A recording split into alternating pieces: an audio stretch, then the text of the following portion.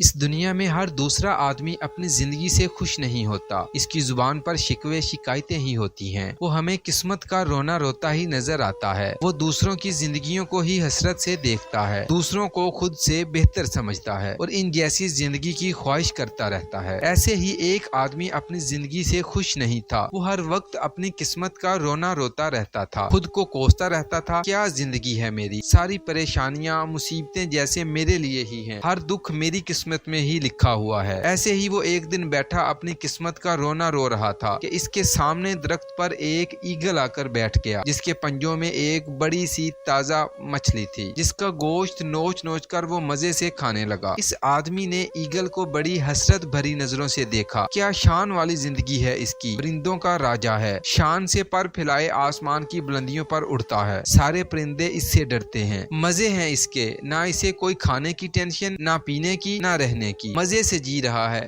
جب دل کرتا ہے شکار کرتا ہے اور کھاتا ہے، اور پھر اونچی فضاؤں میں نیلے آسمان پر اڑتا رہتا ہے، کوئی فکر نہیں، پریشانی نہیں، زندگی تو اس کی ہے، مجھ سے تو اچھی زندگی اس ایگل کی ہے، کاش میں ایک ایگل ہوتا، وہ دل ہی دل میں سوچ رہا تھا اور حسرت بھری نگاہوں سے ایگل کو دیکھ رہا تھا۔ اچانک زور سے بجلی کڑکی اور ایک آواز آئی، اے انسان، کیا تو واقعی ہماری دی ہوئی زندگی سے خوش نہیں ہے اور ایگل بننا چاہتا ہے؟ پہلے تو وہ آدمی گھبرا گیا، لیکن وہ اپنی زندگی سے اتنا اکتایا ہوا تھا کہ کہتا کہ ہاں، میں ایگل بننا چاہتا ہوں۔ بجلی ایک بار پھر زور سے کڑکی اور اس آدمی کو ایگل بنا دیا گیا۔ اب وہ آدمی مزے سے ہواؤں میں اڑنے لگا، کبھی ادھر جاتا اور کبھی پر پھیلائے ادھر جاتا۔ نیلے آسمان میں وہ ایسے اڑ رہا تھا جیسے پورا آسمان اس کی ملکیت ہو۔ ایگل بننے پر وہ بڑا خوش تھا۔ اپنی اس خوشی میں اسے وقت گزرنے کا احساس ہی نہ رہا۔ اب شام ہو گئی تھی، اندھیرا پھیلنے لگا تھا۔ جب انسان تھا تب تو اپنے گھر جا کر سو جاتا تھا، لیکن اب تو اس کا کوئی گھر ہی نہیں تھا۔ کیا کرے گا، رات کہاں گزارے گا؟ اب وہ پریشانی کے عالم میں ادھر ادھر اڑنے لگا، رات بسر کرنے کی جگہ ڈھونڈنے لگا۔ آخر ایک درخت کی چوٹی پر اسے ایک خالی گھونسلہ نظر آ جاتا ہے، جو کسی پرندے کا تھا جو اسے خالی چھوڑ گیا تھا۔ وہ سوچتا ہے، چلو ابھی اس گھونسلے میں رات گزار لیتا ہوں، صبح اپنا اچھا سا نیا گھونسلہ بنا لوں گا۔ سارا دن اڑنے کی وجہ سے اسے بھوک بھی لگ رہی تھی۔ اس نے سوچا کہ صبح اٹھ کر شکار ڈھونڈوں گا، ہوا میں اڑوں گا، مزے کروں گا، نہ کوئی نوکری کرنی پڑے گی، نہ کوئی پیسے چاہیے۔ اگلی صبح وہ اٹھا اور خوراک کی تلاش میں نکل پڑا۔ اس کا خیال تھا کہ ایک موٹی سی تازہ مچھلی پکڑ کر اس سے پیٹ بھروں گا۔ کتنی ہی دیر وہ ادھر ادھر اڑتا رہا، لیکن اسے کوئی ندی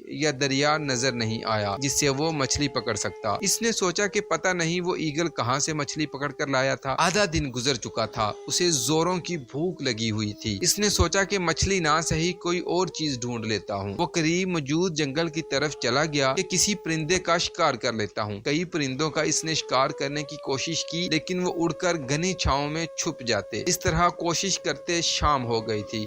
بھوک اور تھکن سے اس کا برا حال ہو گیا تھا۔ تھک ہار کر وہ ایک درخت کی شاخ پر بیٹھ گیا اور سوچ رہا تھا کہ انسان ہوتا تھا ایسے کبھی بھوکا نہیں سونا پڑا تھا، کسی سے کچھ مانگ کر ہی کھا لیتا تھا۔ اب کسی سے بات بھی نہیں کر سکتا، نہ کسی کو اپنی پریشانی بتا سکتا ہوں۔ اچانک اس کی نظر نیچے زمین پر پڑی تو ایک زخمی چڑیا بیٹھی ہوئی تھی جو اڑ نہیں پا رہی تھی۔ اس ایگل نے فوراً اسے دبوچ لیا اور کھانا شروع کر دیا۔ چلو کچھ اور نہیں تو اس چڑیا سے ہی اپنی بھوک مٹاتا ہوں۔ چڑیا کو کھا کر وہ اپنے گھونسلے میں پہنچ گیا کہ اب کل کوئی اچھا سا شکار کروں گا اور اپنی بھوک مٹا لوں گا۔ رات کو وہ اپنے گھونسلے میں سو رہا تھا کہ اچانک تیز ہوائیں چلنے لگی، زور کی طوفانی آندھی آ گئی۔ آندھی اتنی زور کی تھی کہ درخت کی وہ شاخ ٹوٹ گئی جس پر ایگل کا گھونسلہ تھا۔ ایگل بھی اپنے گھونسلے کے ساتھ ہوا میں اڑتا ہوا نیچے زمین پر گر گیا۔ اندھیرے اور طوفان کی وجہ سے ایگل کو پتہ نہ چلا اور کوئی نوکیلی لکڑی ایگل کے پنجے میں گھس گئی۔ ایگل کا پنجہ بری طرح زخمی ہو گیا تھا اور اس میں سے خون بہہ رہا تھا۔ طوفانی ہواؤں کے ساتھ تیز بارش بھی ہو رہی تھی۔ تیز بارش اور طوفانی ہواؤں سے بچنے کے لیے جھاڑیوں میں چھپ کر اس نے اپنی وہ رات گزاری۔ صبح ہوئی تو طوفانی ہوائیں اور بارش رک گئی تھی، دھوپ نکل آئی تھی، موسم اچھا ہو گیا تھا، لیکن ایگل بری طرح زخمی تھا۔ پنجہ زخمی ہونے کی وجہ سے وہ شکار بھی نہیں کر سکتا تھا۔ بھوک، پیاس،